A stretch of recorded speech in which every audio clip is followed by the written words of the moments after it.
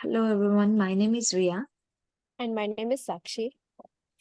Today in this video we are discussing four requirements of a legally binding contract. First one is intention to create a legal relationship.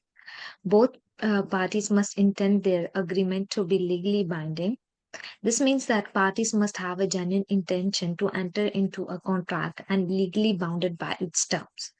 Casual promises or social arguments or agreements usually lack this intention. So the second point is the offer and acceptance. One party must be clear, must be giving a clear offer, and the other party must accept the offer without any conditions or any modifications. This creates a mutual understanding and agreements between both the parties. The third one is consideration. Consideration refers to something of value exchanged between the parties, such as money, goods, promises, or services. Each party must provide consideration to other party as a part of the contract.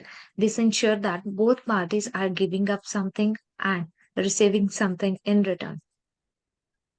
So the fourth point is the legality.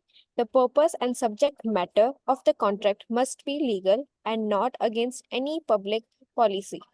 Contracts involving illegal activities or activities contrary to public interest are not legally binding.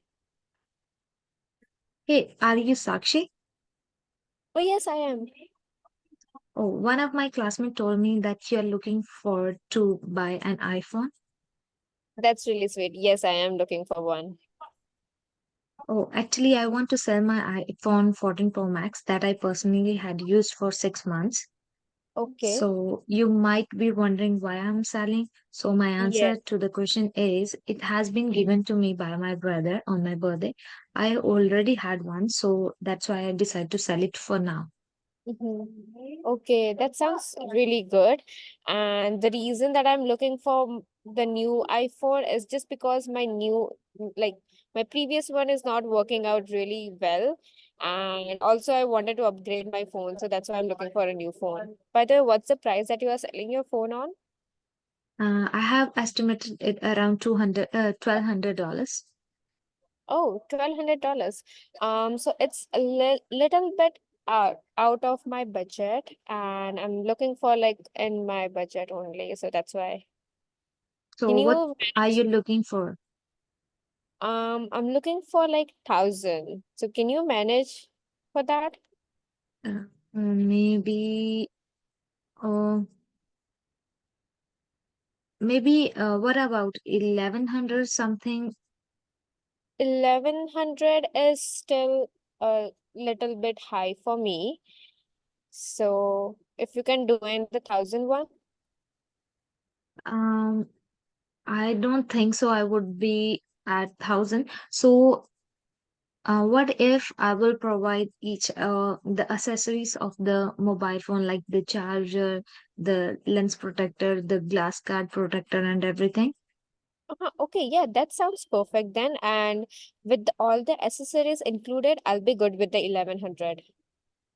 Okay, that's great. Yeah. So I offered to sell my iPhone at $1,200, but Sakshi wanted around 1,000. So after negotiation, we have reached a point to sell and purchase at $1,100. So this fulfills the offer and acceptance. And on the other side, I am getting a agreed amount of $1,100, and Sakshi is getting a value exchange in the form of smartphone. So it fulfills the consideration requirement of a legal contract. So, Sakshi, if you don't mind, I would also like to include the limitation of liability clause in the contract. Oh, yes, please go ahead with that. Okay. So, it is just for the case because in this contract for selling an iPhone, it might be important to include a limitation of liability clause, as this clause would limit my liability as a seller in case iPhone develops any defects or malfunction after the sale. It would specify that I'm not responsible for any damage or losses incurred by you after the purchase. So, thus including such a clause helps me to protect me from being held responsible for the issues that may arise due to factors beyond control, such as wear and tear. Um, and unforeseen technical failures. Okay, and that sounds really good. But I also wanted to include one more thing from my side, and that's the alternative dispute resolution in the process for the contract. Is it fine with you? Oh, yeah, that's great because we don't have a personal contact before. So I Yeah, think that would be a beneficial to have a mediator in between.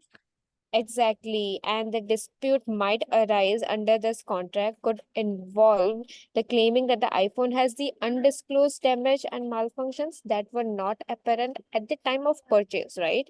And in such scenarios, the mediation would be the most appropriate form of alternative dispute resolutions, as you already know.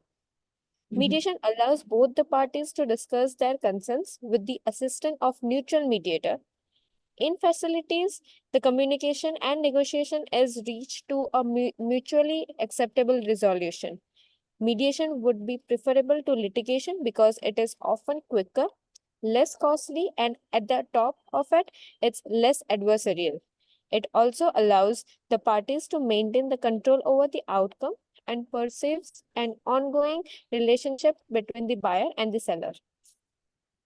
Yes, no problem. I have no issues with this one. In fact, it will, you know, prevent us from having a dispute regarding any of the factors as we don't have a personal contact before or we don't know each other. It's our first experience together. So that would be beneficial and effective to add the alternative dispute resolution.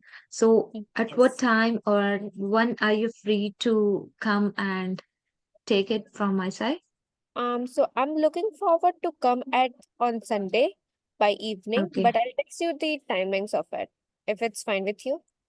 Yeah, no problem. I'm all free for Saturdays and Sundays. You can come anytime, anywhere. Just give me a text. Okay. Okay, that's really good. Okay. Thank you so much. Bye bye. Have a Bye nice bye. day. Thank you. You too.